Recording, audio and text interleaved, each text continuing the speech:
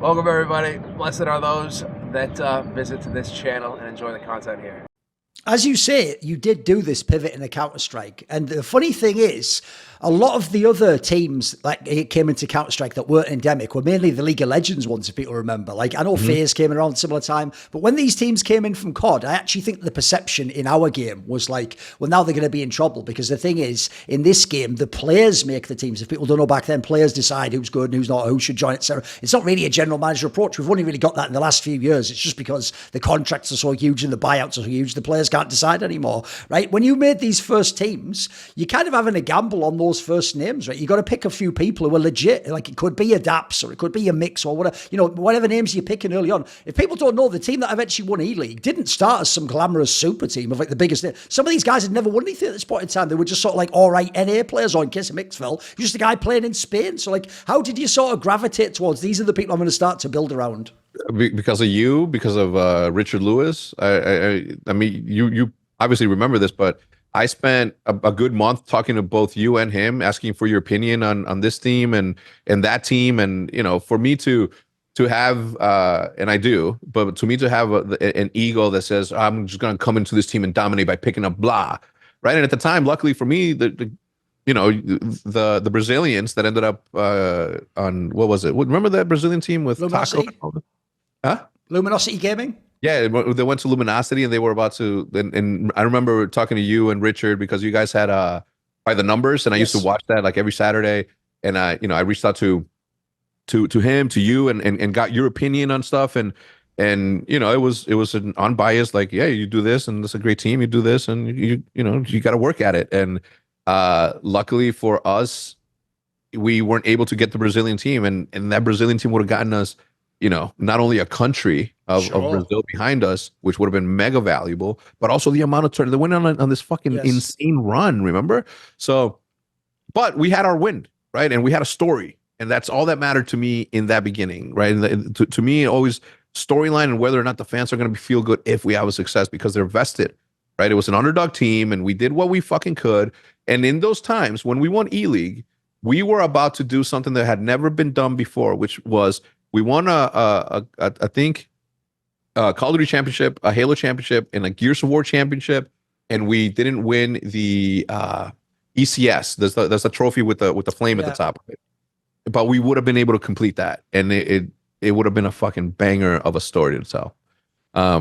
Every single team winning a championship every weekend for like a month, all four of my teams. Right, but he came second. Yeah, I remember. Sure. Oh my god, it would have been glorious. I'd still be bragging about. I mean, I'm still bragging about it right now, and he didn't even do it.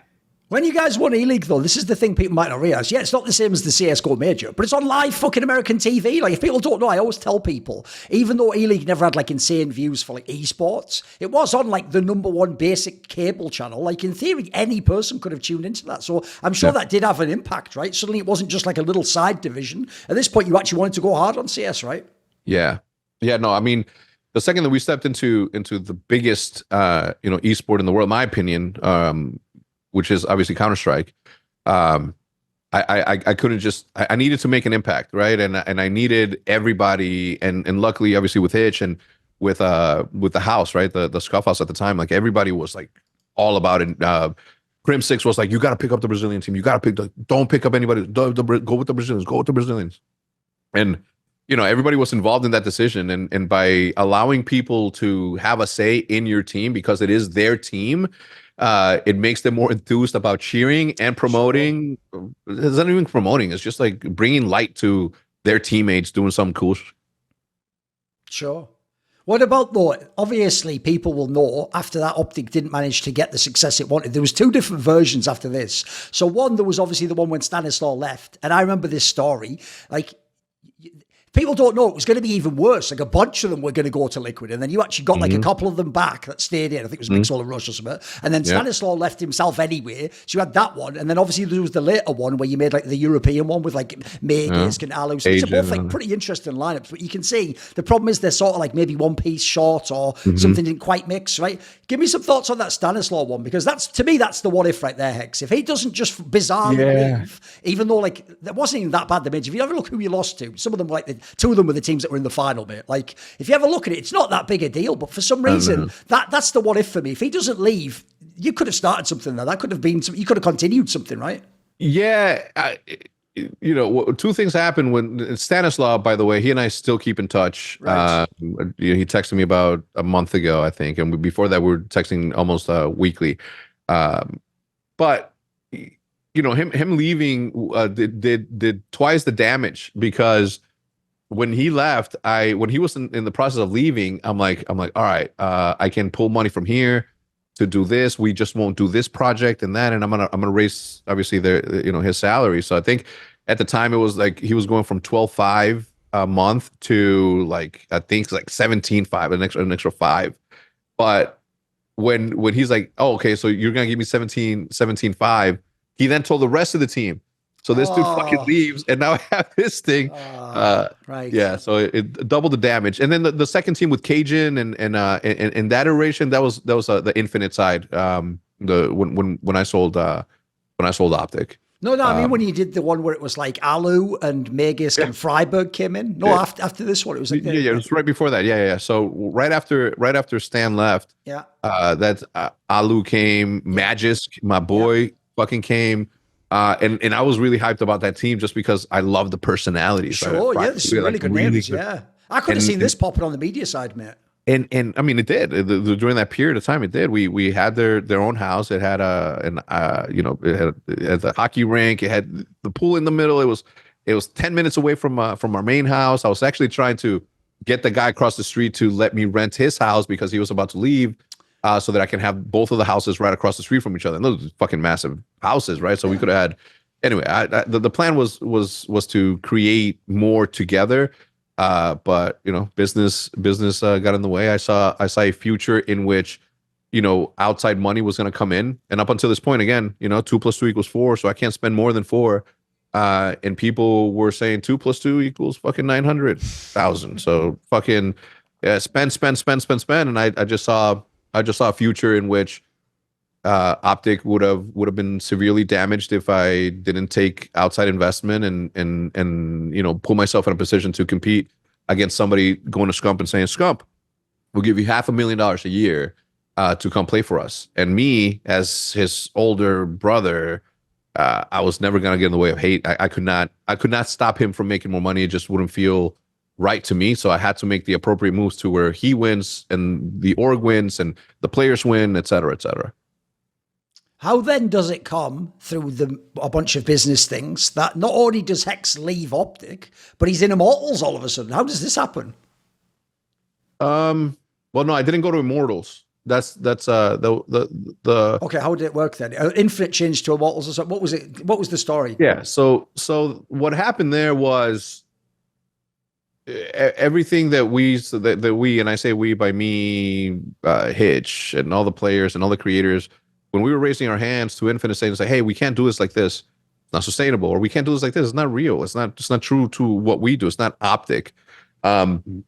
They you know, they sort of started to sort of have like this contentious relationship between me and them, because, you know, all I wanted to do was be a creator.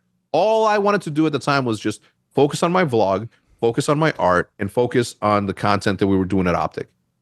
Everything else, all the meetings, all the spreadsheets, all the fucking shoot me in the heads, all of that, it was just like not my thing. So when I went in and said, hey, we should do Fortnite instead of Battle Royale, what was it? Battlegrounds. Oh, but yeah, PUBG. Okay. Yeah, no, PUBG. Yeah, PUBG. Instead of PUBG, because at the time, remember when PUBG was about to become a league? Yeah. Sure, it was popping. They're like their brain, the Infinite brain was like, well, we're in leagues now. Like we're leagues. We're gonna be in. We just paid to become an Overwatch. And I obviously knew before the Overwatch thing, I knew what was I knew the strategy was going to be, first they're going to create a league for Overwatch. They're going to use that as a trial and error. And then immediately after that comes Call of Duty. So for me, it was like, I was like, guys, don't commit to anything. Don't do anything. Let's just fucking wait until Call of Duty. But it was too late. So when they wanted to do PUBG and I said, nah, we got to do Fortnite. Look at these 3 dudes. It's cartoony. The sponsors are going to love it. It's going to fucking blow up. And you can ask Chris Chaney, right? He's the guy that at the time he and I, had our differences, not negative, nothing negative to the point to where like it was contentious, but we just didn't agree. But now, years removed, and I just saw him, I think 2 months ago. You can ask him, because he asked me, so how did you know that Fortnite was going to take off? And I'm like, I didn't. It would just it made sense to me. But they were so stuck in doing leagues that I was just like, guys, we're doing the wrong thing. And then right there and then boom, it started. And then they couldn't negotiate with the players' agents for Call of Duty. And on a Friday, as I was sitting right out here making my carne asada, I was about to make tacos, I get a call, and they're like, yo, this is not gonna work. And I'm like, hey, give me until Monday. Let me talk to their agents. I'm gonna make it work. Everything's gonna be fine. Let me, give my time. Within like a couple of hours, I think it was like maybe 24 hours, like I got an email saying it's like, hey, we're gonna offload the Call of Duty team. And right there and then I'm like, time out. You guys are gonna get rid of Scump? You guys are gonna get rid of the Scump in OpTic. As OpTic, you're gonna get rid of Scump, and that's where I chose a side. And as much as I tried and as much as they tried, we just couldn't come to an agreement. And it got to the point to where they were just like, you know what? Let's this team is looking to merge with someone or acquire something, and that was Immortals. And when they came to me and they said, hey, we would like you to move to Los Angeles, and we would like you to do OpTic your way and all that, I was just like, I'm like, man, nah, I'm good. And that's when I decided to stay back. The players stayed with me, and the rest is history. One thing people might have noticed as a theme in this interview is, and I kind of vibe with it too, is I do feel like the problem is the money men and the executives, the C-suite people, sometimes do forget that creatives are creatives and they're the money men and they're the executives. And they try to think they can be like I'm going to be the one who's going to mastermind a GM the team, or decide, hey, we're just going to go into this thing. It feels like that this is something for you where if you're going to be part of a brand like OpTic, you have to have that creative control, right? You can't be sort of hemmed in, or it can't look like it's your name on the brand and then you're not the one making the calls behind the scene. No, look, dude, if I was to sit you down in that moment in 2018, 19, I think, isn't it? 2018, 2019, where I sat down and I'm like, guys, you guys are looking at this the wrong way. This is not a video game opportunity. This is a YouTube opportunity. That's a new media opportunity. And I said, we should have a fishing team. We should have a basketball team. We should try to do it all. We have the opportunity to do it all. We can do it. And then they said no. And then my friends launched Guggen, and that becomes a $100 million company. And then other same concepts where you take the OpTic model and then you put it in a different place. Like it worked. It worked in the outdoors world with my voiceover at Guggen. It's working with the. I mean, dude, it was just like it could have been that much bigger if we weren't so solely focused on becoming like a video game org, which OpTic was never, right? Like we didn't just play video games. We were doing fucking goofy content on the side. We were doing like paint, but we were doing it all back then because it was like, Call of Duty was the playground that everybody got to. But aside from there, like we have other common interests, and why not explore those and entertain them with those interests? So, when all of that started to become like that contentious, I was just like, man, I'm gonna go crazy trying to bang my head against this wall, trying to tell people to. It's like, guys, I know a little bit. Look, you bought this for a reason. I'm the reason that I was able to create, like, obviously with the hard work of all my teammates, like believing in one thing, like that's what it is. So please trust me on this. And it just, it just never worked out. One thing I always give credit to, not only Call of Duty scene in general, but you in particular, is the thing where even though it's not that any of the beef and the drama was manufactured, it wasn't literally WWE where everyone's agreed, hey, you're not going to say this, like that. But it worked essentially the same way, because whereas in Counter-Strike, we would have like a stupid argument on Twitter and then people would like get some Twitter likes, which obviously worth very little. You guys would make the vlogs, and then the idea is like, right, to keep up on this drama, I've got to watch his vlog, then the response, then maybe even his girlfriend does a vlog, and then someone does a response to her. It's like everyone's eating, everyone's getting their 50K views. It's like, that's actually genius. Yeah, but the tough part there is that like everybody was under strict instructions to never punch down and to never like, like we will talk about it, but we would never tell everybody our true feelings about it or things that would like fucking drive a knife through whatever, right? Like the only thing that I ever did against against like the OpTic morals was like truly just talking about openly about what happened with with Infinite on the podcast with Hitch. And even then, like, I didn't really go into detail. Like, I never defended myself against anyone by using and weaponizing my status or my social media currency in or my social currency in any of those scenarios, because what businessmen do to businessmen, like that's the sport that they're choosing to play in, and I'm honored to be amongst them, right? To have that competition, and for me, the drama stuff is good, but I like to keep it in game, like all the chitter chatter between people and all that. Like, it's just not my thing.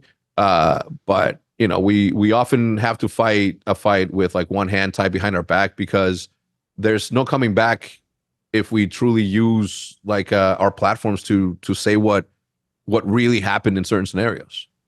Sure. Then there was this period, obviously, where you were with NRG. Now, I actually do know a little bit about NRG because I have had conversations with Andy Miller before. I think he's quite an interesting guy. If people don't know, he has like a crazy background. We used to work with like Steve Jobs. So I imagine he's someone who understands creatives. Yep. Yeah, no, look, I think my time with Andy was great. I learned a lot from him and the way that he saw the sport. And I think he's he understands it from top to bottom, and I think his insight into how things should move makes sense. They're very futuristic, and they will make sense at one point. But right now, if teams and just us as a scene aren't focused on building and entertaining while simultaneously caring so much about the complexity and the integrity of the competition, like we're doing ourselves a disservice. Like we could be so much further along if everybody just like did that little bit of extra work. I know it wasn't that long, but was it hard to have that time period where you weren't OpTic Hex, but OpTic still existed in some form? Oh man, yeah, I was having an outer body experience, right? To hear my beloved OpTic be booed at the opening event. Sure. Like when obviously the league at the time at the inaugural game, it was OpTic versus Huntsman, right? And that wasn't by luck of the draw. Like, that was very deliberate in the OpTic has always opened the show. OpTic has always closed the show just to maintain the viewership. But so when they came out and they got booed, I was like, I understood. And cheesy as it may sound, and listen, it irks me to say this, but man, I felt bad. I didn't feel as bad for the logo getting booed as much as I felt bad for me and the green wall booing something that we fucking loved, and that felt bad. One thing that must, in light of what you said earlier about the specific sports teams you're a fan of, it must have been very satisfying to be able to, within the CDL system, have OpTic again, but then have it OpTic Chicago. I mean, that must mean something to you, right? A little bit. A little bit. So I think what I was most proud of is that during the first Huntsman year, like, we were the most popular team with a brand new team going up against a brand that we worked a decade on. So that I was proud of. We had the most skin sales. We had the majority of the sponsorship money. Like, we led in a bunch of categories, and at the end of like every quarter, like, we would get like the graphs from the league, and it says this is where you stand amongst others, blah blah blah. Merch, leaders, like that. So that I was really proud of.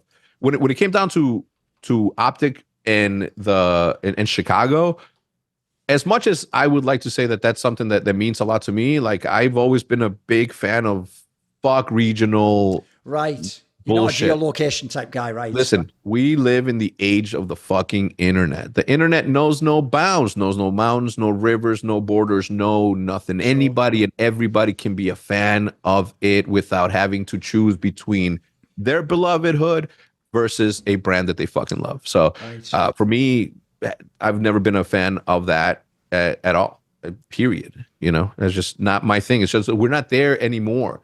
Like yes, there's hundreds of years of proven business strategy from traditional sports teams. Sure. Let's respect that. Let's learn from that. But let's reinvent it a little bit to fit the current state of things today. Right? Like it's just common sense for me. Like I mean, obviously I'm in good company here, but like, man, it's the age of the internet. Like, why not cheer for the team instead of the city that you're from? Like segregating ourselves and saying we're the Dallas, we're Dallas OpTic or whatever like that. Ugh. In light of your interesting, let's say, rivalry with Envy, both in the game, you and Hastro has a big ego too. If people don't know, he wants all the championships. He wants to say, as he's tried too many times, like, we're the one that won the most in the world this year. We're the #1 team. Even though every time he does it, I notice every other orange comes in and bashes his head in with all the other results they all have. Right? It must have been a sort of weird turn of fate to merge with his company and then bring OpTic through that. That must have been a strange scenario. It was, but it was the one that made most sense for me at the time, just simply because, I trust Lustro, right? And the businessmen behind him are good people, and I deal with them on a daily basis, still to this day, right? Like Randy Chappell, stand-up dude, like that's my man. And his business acumen, speaks for itself. They come from the oil industry and all that stuff. So it was weird for a little bit. But ultimately, it was just another step in that direction that I needed to go in. And obviously, where you're leading that is like, that was a choice that I make, but it was a choice that I wish I'm not mad at the fact that I'm here. I'm happy that I'm here. If the thing that's happening with between me and Activision right now didn't need to happen, like I'm content. I've been content, but something happened, and I thought to myself, well, wait, that's fucked up. Something needs to happen. But aside from that, like I was happy with the choice I made in the end. I wish that I didn't have to have partners in this thing, but I needed to do what was best for OpTic in the situation, and with the way that they sort of made the rules happen, I had to make a decision that I didn't want to make, and here we are. Are you a guy do you like rivalries? Like, did you think of Hastro and Envy as rivals? Did you have were they the people you were gunning for if they were on top? No. Our rivals were FaZe.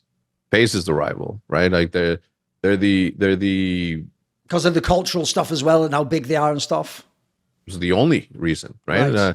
If I see, name every other, famous esports org out there, right? Like they're the only one that sort of mirrors what we've done is FaZe Clan. They not only did it, but they did it better. They elevated to a point where they transcended esports, right? And for me, like it's good. Would I want to do it? I don't even. There's really nothing that I would change in terms of like how things happen between us and FaZe. Because still to this day, like I'm obviously Banks, fucking Tommy, Apex, all the boys, like they're good dudes. But they needed to happen in order for me to look at OpTic as a different thing and work as hard as I did, because I was sitting on top for a very long time, and I was on autopilot, and it wasn't until I saw the Red Militia sort of like sneaking up and creeping up during Modern Warfare 2 and all that I was just like, fuck. Like I was too complacent in not evolving as I should have. And, ultimately they happened. But no, Hastro, from a competitive standpoint, sure. Right. Like they've always been like, the E-Classical was a thing for a long time. But they were just another team that we were competing against in the beginning. And then after that, once FaZe came on, like they were the rivals, and we've done collaborations together. So like we've done things the right way in terms of competition and how I perceive them and they perceive us. Like we've done it the right way, facing us. As you referenced earlier, as well as Counter-Strike, there was Dota. There was even League of Legends at one point, if people don't know. Right now, obviously, a bunch of those games don't have the teams in. So is there a world, for example, do you look at League of Legends? Do you look at CS2? Do you think to yourself, I want to be in these games? Yeah, CS for sure. Like CS has left the hole right here in this heart of mine. I think that I have unfinished business there. I think that OpTic as a brand has unfinished business there. And because of the decision that I made in 2017 to sell to Immortals, we've sort of, hit a, we sort of misstepped and we're stumbling, and we've been sort of stumbling ever since, trying to find our footing. And I think that, once you see us in Counter-Strike, once you see us in that, but League of Legends, as much as I respect it as a franchise, not just the game, but the overall culture and what it's done for esports. Like I've always had that sort of respect for it, but I don't think that it'll be one of the ones that I step into next. Like if I had my choice, I could snap my fingers. Counter-Strike will be the first one. Sucks not being in Valorant anymore, but at the same time, business has to make sense, and at the time it didn't make business. Now I will say we didn't make it in because of I will say our mistake, and I say that with an asterisk because of certain things, but it was our reason that we didn't get in. We were shoo-ins to get in, and we just didn't do what we needed to do to fucking get in there. And I was very fucking mad. I fucking walked in that office, kicked the door down, and I said, "Who the fuck let this thing go out without me looking at it?" But yeah, no, I think Counter-Strike will be the one that's always like missing in the back of my head, as something that I would love to be involved in. Let me just ask a quick question about that Valorant one, because if people don't know, there was that whole year where if you go on aggregate, look, they didn't win champions, but if you go on aggregate, OpTic was the best team. Like they actually took over Valorant. It even had a very interesting approach, which is in a time where, like, one of the cool things about Valorant initially was it did have people from all the shooters. Some teams would have a guy from Fortnite and a guy from fucking, I mean, the joke is now when a guy from Unreal Tournament just won champions the other year. But in your team, you had all the CS players and you actually had the people from the NA scene. You kind of had this core, and I mean, it was special, right? That look, even though it became an RG, it's still good. That was a special team. That team should have done something more. I mean, I could have seen you taking someone like Ye and making him a huge if that had more years, mate. Yeah, I do too, man. We were just starting to catch our groove. Chat and I were back in the in the same team, and obviously with the rest of the boys, like all of them were super good, and we never really got a chance to sort of get them into the OpTic mold and the OpTic mentality, unfortunately, but they did win a championship for us in Valorant, so like we'll always have that, and hopefully one day in the future. But a lot of things have to change, and they have to change quickly, because the way that we're going right now, it's the same as it was 5 years ago, right? Like we've lost 5 years in this sort of in this league iteration of esports history. That we're currently building. Everybody that's listening to this right now, everybody that's participating in this thing right now, like we're literally building this thing that hopefully will be something in the future. Yes. All signs point towards that. The most important thing for everybody that follows esports and everybody that's a fan of esports, like all the negative shit that you see from a business perspective, whether or not a team's laying people off, a company's laying people off, like these are all things that have to happen, because we try to throw fuel on a very healthy fire. Yes. Everybody was sitting around the fucking bonfire, roasting marshmallows, telling good stories. But somebody out there is like, fuck, you know what? What if this fucking flame was just like keeping everybody all at once fed, and this thing is like a fucking sport immediately?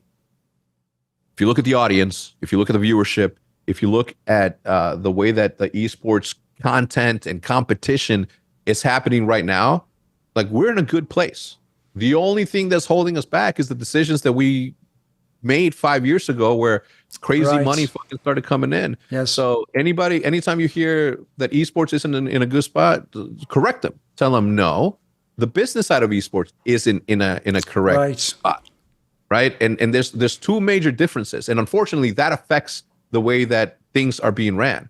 And players benefited from it, orgs benefited from there, developers benefited from it because of the amount of money that was coming in. But it was too fast, right? Like player salaries fucking exploded during this thing, and it's not sustainable. And once that money runs out, then everything has to level back down again in order for us to pick up where we left off 5 fucking years ago and continue to grow this thing organically as it was always supposed to be grown. This is a passion project that has allowed for thousands of people to be able to build this thing while getting paid enough to pay the bills and to focus on the things that they love.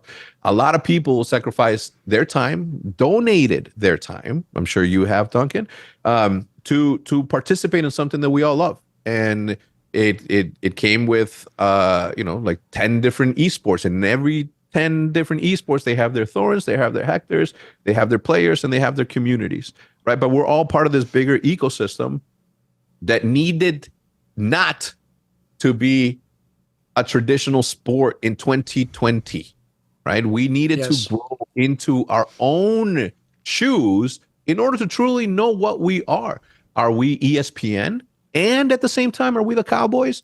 And at the same time, are we fucking Supreme? Are we whatever brand you call it? Like, we had the opportunity to be all three all at once, but we wanted to do it instantly without the patience of letting this thing evolve into what it was. Like we turned a baby into a fucking teenager just because.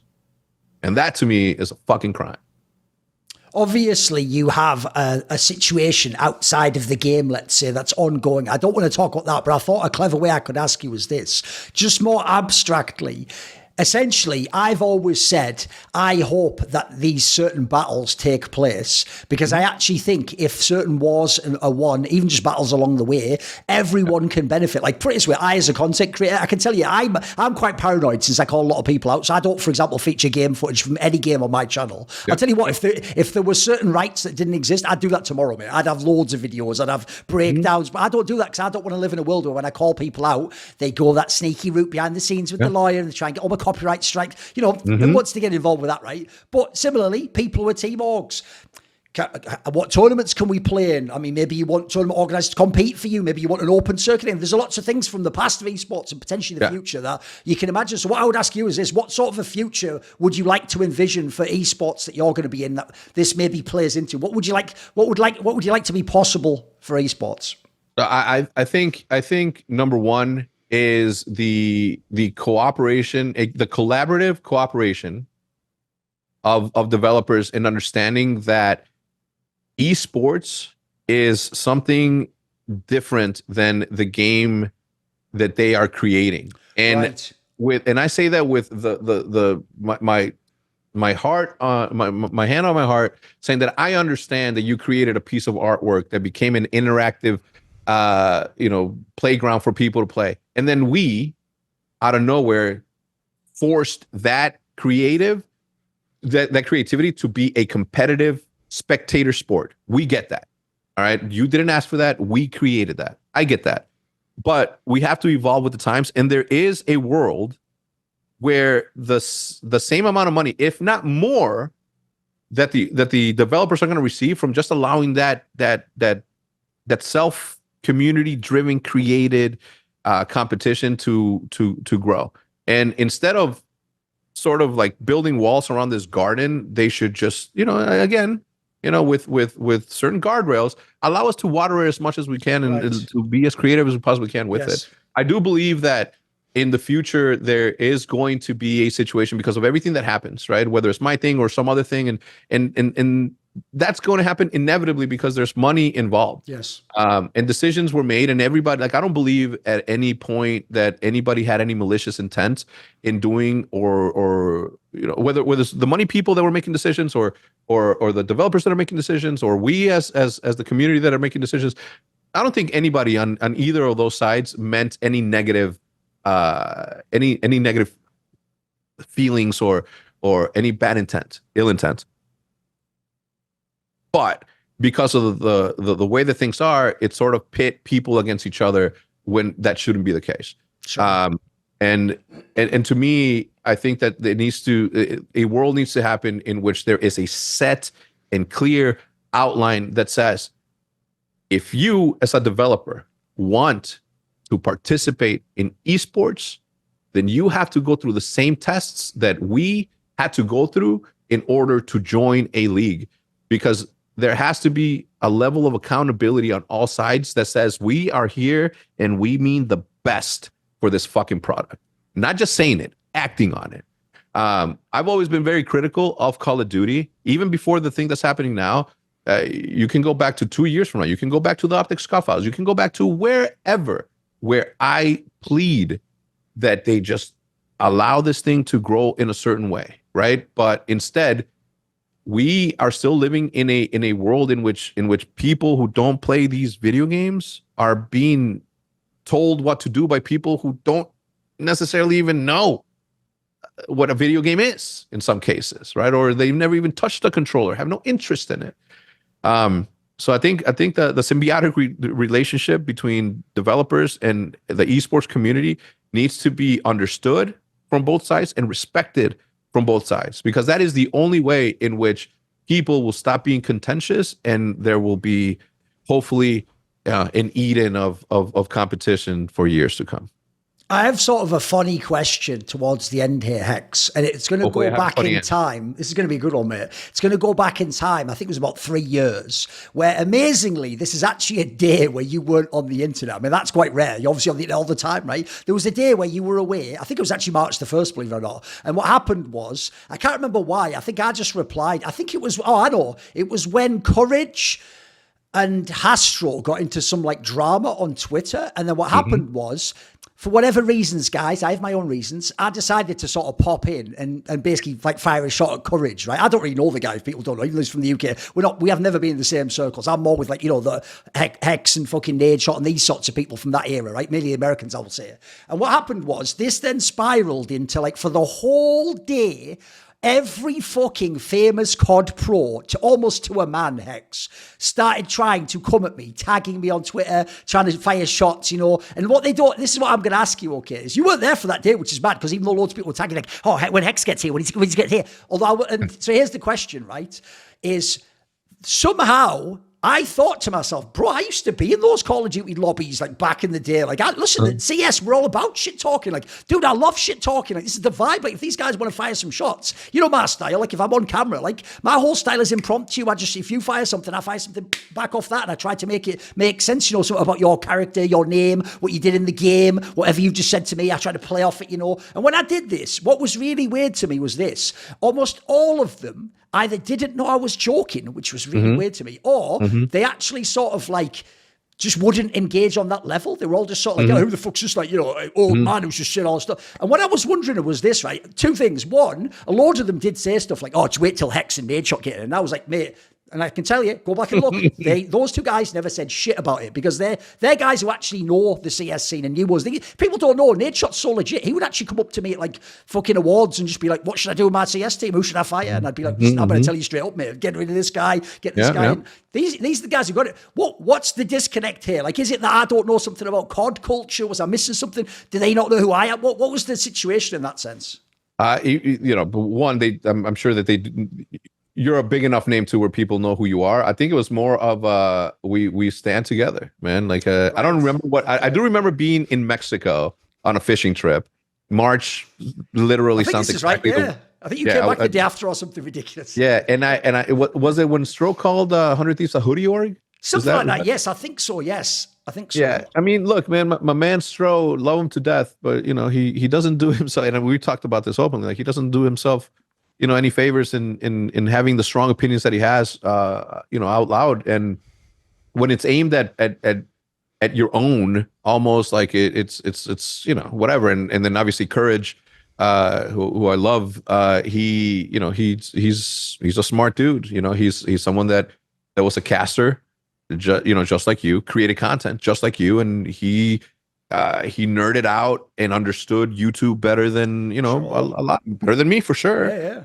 And he became what he became. So that was I do remember, you know, somebody saying that something about you, and I was just like, I'm like, that's fucking, I'm not telling shit to Thorin. Who the fucking one grown man, OG as they come. What the fuck am I gonna tell him? He can have his own opinion, and I can agree or disagree with it, and I don't even fucking remember it. So I just stayed out of it, as I usually fucking do. None of my fucking business.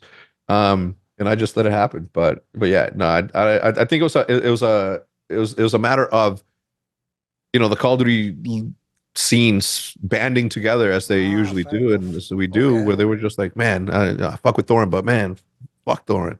Right. Because the reason I say this, by the way, is I have actually had 2 scenes in the past where there were people from these games came to me and they were like, dude, would you want to do an event in one of these games? And I was like, look, I don't follow that game. Like, one was Daughter, believe it or not. I mean, that was actually just someone who, won't say which tournament organised it. It was just someone who was a bit of a rascal. Like, they knew essentially everyone would hate me in Daughter. And they knew all those desks were like kind of like boring nerds. So I think they wanted me to be the villain and just come in and be like, this game is shit or whatever. And then everyone would like, it'd get a bit of spice. But the other one was always Call of Duty. Believe it or not, I won't say who. You can guess if you think some of the tournament organisers I've worked with back in CS. There was people who obviously did Call of Duty. And they were like, bro, they'd love you in this game. If you just came over, like, first of all, like, you'd either be the villain and everyone fucking love that, like, fuck this British guy, get out or whatever. Or they said they'd love the shit talk. Like, as the game changes, is it more pro now? What is the situation?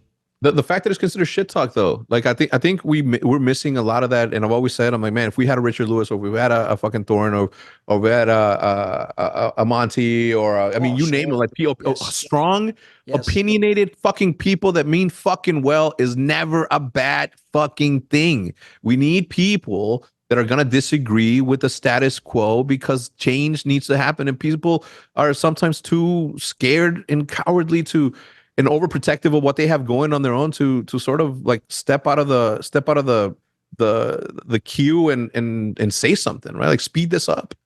So yeah, no, we need that. We need people who mean well, who are more fucking boisterous and opinionated, and are not afraid to disagree with people who are their friends with. And that's ultimately what's going to be good. That's why I think it's like massive shame, right? When you and Richard and when people that are endemics and have put in the free work to not be able to benefit from the future work that was created off of their sweat equity, and they don't get jobs because of their opinions, that's fucking egregiously bogus, man. Yes. Disagree wholeheartedly. Oh, fair enough. Okay. What about this then? I've got a difficult question for you at the end here. When we went through all those names earlier, that's like fucking Sesame Street, man. Those are all the most iconic players in the history of Call of Duty. They're all Hall of Famers, retired, like all the rings, everything, greatest player, conversation. Like, the joke is you can have that just within OpTic. You can just have the fucking conversation yourselves. You don't even need to talk about some of the other teams. So here's that tough question for you. Who is the current player who could be in that convo? Like, he could be the greatest. He could be the GOAT. He could be the one that ends up with all. Who's the current guy you would pick? What's your eye for talent? Who would you pick out as this is the next GOAT? The next GOAT? I mean, I would be silly to not say somebody like Simp, somebody like Abe, BZ, obviously. I mean, there's a lot of contenders, man. I don't want to say anybody on my team because it'd be very biased, but I have, obviously, like what Shotzi is currently doing right now with the way that he plays and what he's actively trying to play as, while at the same time working on this other thing. Like, I think he's up next, man. The amount of kids, and I say this as an indicator of the way that things are moving. The amount of young kids and that play Call of Duty with their parents' permission, of course, and those parents happen to be, Call of Duty spectators of the competition. Like, the amount of audience that this guy is the amount of eyeballs, young eyeballs, mid, teenage and above eyeballs that he's capturing. Like, I think he's got one of the brightest careers ahead. If he continues to do what he's doing, and if he continues to be an OpTic, of course. Otherwise, sure. But yeah, I think Shotzi has a good shot of transcending Call of Duty the same way that Nate did, the same way that Scump has, and that. But I will say this: if you look at my channel, if you look at OpTic, like the majority, to tie a bow on this thing, to go back to what you're saying is the reason why you don't put gameplay on your channels, it's not because of that we don't do that, but we haven't done that in a very long time. I haven't uploaded a Call of Duty video to my channel in almost 10 years. And it has nothing to do with anything besides the fact that we are people that play Call of Duty. We're not Call of Duty people. Right. At the end of the interview, do you have a final message? Is there anyone to thank or say hello to? No, I want to thank you again for what you do. Mostly, I'm obviously the esports historian, whether self-appointed or that truly merits the fact. I do appreciate you. I appreciate people like you who are not afraid to stand up for what they believe in, especially when it's for the betterment of the esport that you love. And anybody that gets mad at how opinion you are on the game, well, that's players and orgs. That's one thing, right? But one thing is for sure, you amongst your peers have always shown nothing but the best interest at the forefront of everything that you've ever done. So I will always respect that.